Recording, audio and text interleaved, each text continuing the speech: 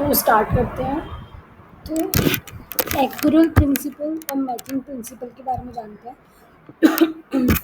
हाँ, तो ये है कि एक्यूरल प्रिंसिपल और मैचिंग प्रिंसिपल ये अकाउंटिंग के बहुत बड़े वो हैं, क्या कहते हैं, फंडामेंटल्स हैं। मतलब एक्यूरल प्रिंसिपल और मैचिंग प्रिंसिपल बहुत बेसिक है अकाउंटेंसी का, तो ये तो आना ही चाहिए। तो इसमें क्या होता है, देखो मैं बताती हूँ। जैसे कि आप ये सोचो कि एक डायरी, जैसे आप हिसाब किताब के लिए एक डायरी बनाते हो ना, कि उसमें एक एक चीज़ लिखते हो कि इस दिन ये हिसाब किताब हुआ, उस दिन ये हिसाब किताब हुआ।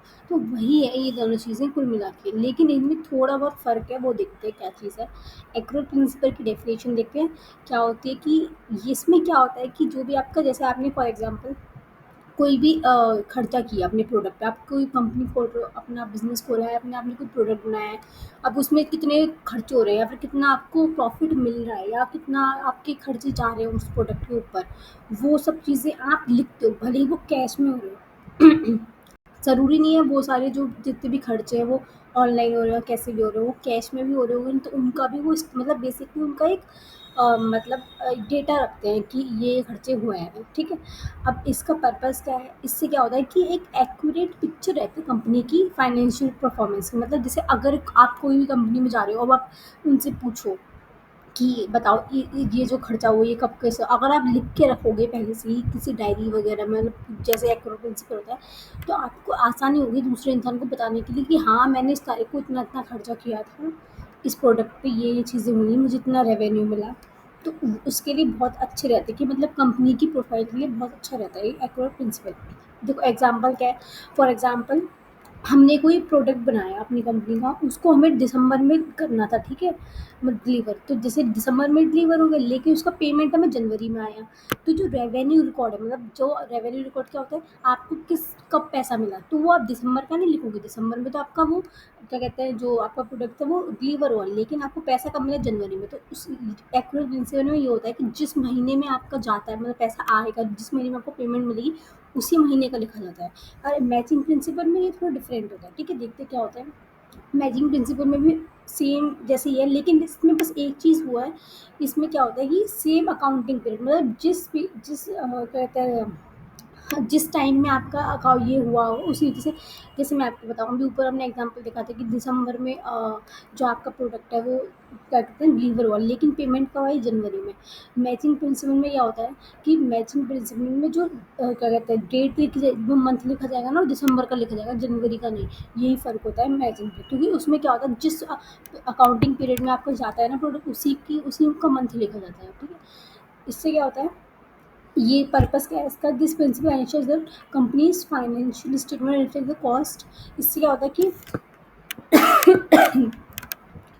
इन अ गिवन पीरियड, हाँ, इससे मतलब इस मैचिंग प्रिंसिपल से एक ये पता चलता है कि किस पीरियड में किस टाइम पे आपका क्या क्या खर्चा हुआ है, कि एकदम मतलब वो मिल जाता है, एकदम अच्छे से अंडरस्टैंडिंग मिल जाती है, ठीक है।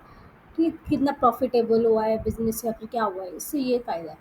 अच्छा एग्जाम्पल देखो, जैसे कि एक प्रोडक्ट बनाने में कंपनी को जितना भी पैसा लगा वो दिसंबर का था, ठीक है, लेकिन उसने वो प्रोडक्ट कब बेचा, जनवरी में। जैसे उसका प्रोडक्ट दिसंबर में ना, लेकिन बेचा कब, जनवरी में। तो क्या होगा, जो रिकॉर्ड लिखा जाएगा ना, जनवरी का लिखा जाएगा, दिसंबर का नहीं लिखा जाएगा। ये इसमें वो है, ठीक, क्योंकि सेम मंथ बेसिकली, इसमें याद रख लो सेम मंथ। इतना याद रखो मैचिंग बेसिकली, जिस महीने में बने क्या कहते हैं बिकेगा, उसी महीने का आपको रेवेन्यू का वो लिखा जाता है, ठीक है। अच्छा, की डिफरेंस क्या है, ये देखो, ये जो एक्रो प्रिंसिपल ये टाइमिंग वगैरह पे ज़्यादा फोकस नहीं करता, ठीक है। ये उस टाइम, ये वो टाइम लिखता है जब पैसा आया हो, लेकिन मैचिंग प्रिंसिपल में क्या होता है, जिस महीने में बना हो प्रोडक्ट, वो उस महीने का लिखता है। और एक्रो प्रिंसिपल में क्या है, जिस महीने में पैसा आया हो, रेवेन्यू आया हो, उसका लिखता है। इतना फ़र्क है बस, और कोई डिफरेंस, बहुत आसान टॉपिक है। एप्लीकेशन देखो, accrual principle is broader and under principle at the over.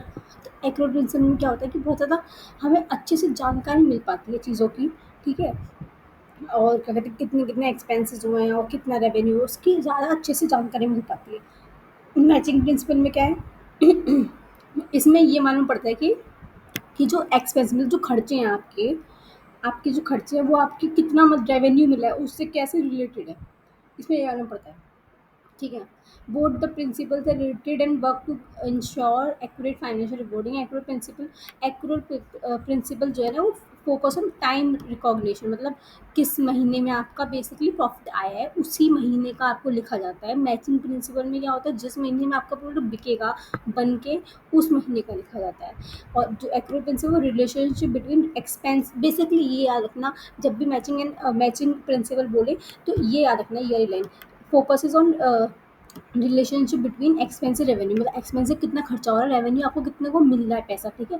इसके रिलेशनशिप के बीच में मतलब वो रखता है मैचिंग प्रिंसिपल, ठीक है। और एक्यूरेट प्रिंसिपल किस पे फोकस करता है, टाइमिंग ऑफ रिकॉग्निशन, मतलब कब आपका प्रोडक्ट बिका बेसिकली उसके ऊपर रखता है, और कब आपका प्रोडक्ट मार्केट में आया। एक्यूरेट प्रिंसिपल उस पर फोकस करता है, उसी मंथ को लिखता है, ठीक है।